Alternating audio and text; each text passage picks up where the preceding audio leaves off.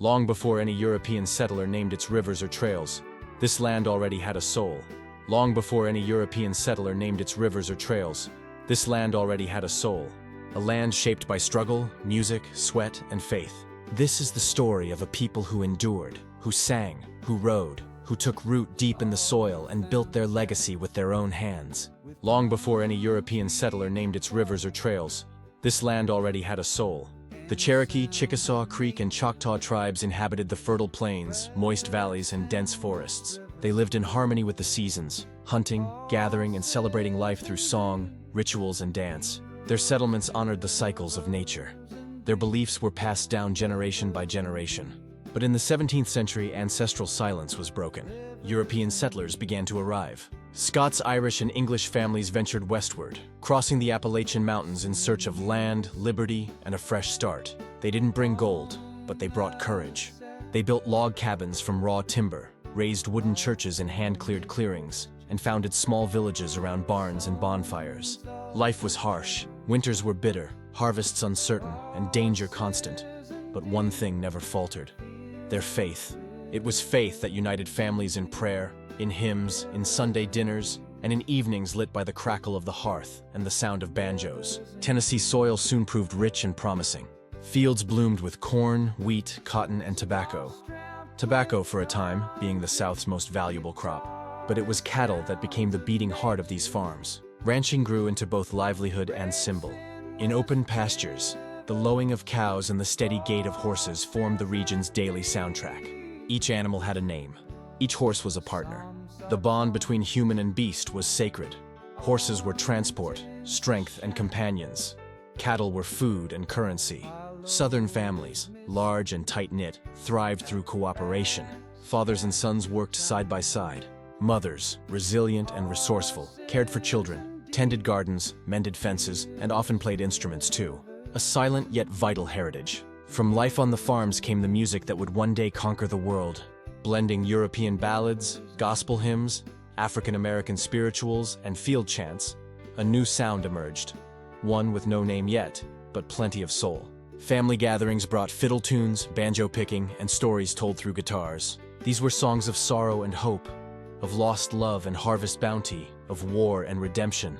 Music was confession and celebration. It was comfort and testimony. And over time, this sound earned a name: country.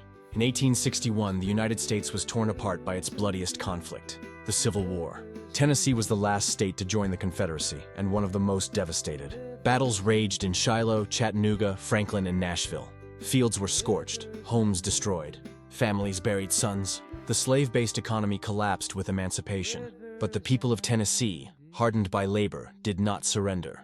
They rebuilt, they shared seeds, they rebuilt barns and repaired churches, and most of all, they kept singing.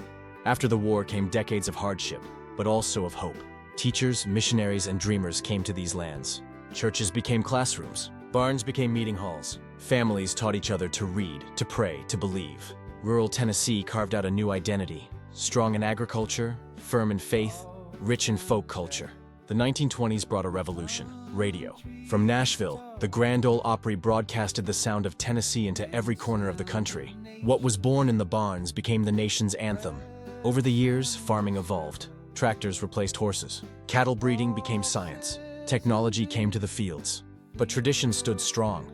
Rodeos, agricultural fairs, cattle auctions, horse races, they remained essential to rural life. The Tennessee walking horse, elegant and noble, became an icon of the region.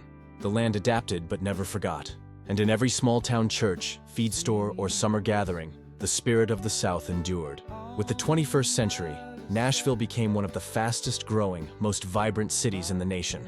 The cradle of country music is now a hub for healthcare, tech, arts, and entrepreneurship.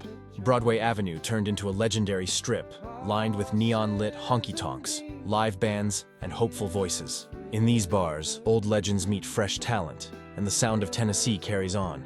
The city has its troubles: traffic, rising housing costs, urban sprawl. But Nashville hasn't lost its soul, because here, country music still echoes on every corner. Farms in Tennessee County are still alive, but now they're connected. Drones monitor crops, sensors manage pastures.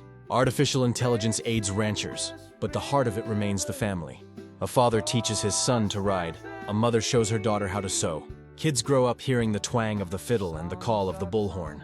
Today, cities and farms talk to each other. Agritourism has grown. Visitors come to pick apples, milk cows, sit around bonfires, and hear live country music under starlit skies. Country music has evolved.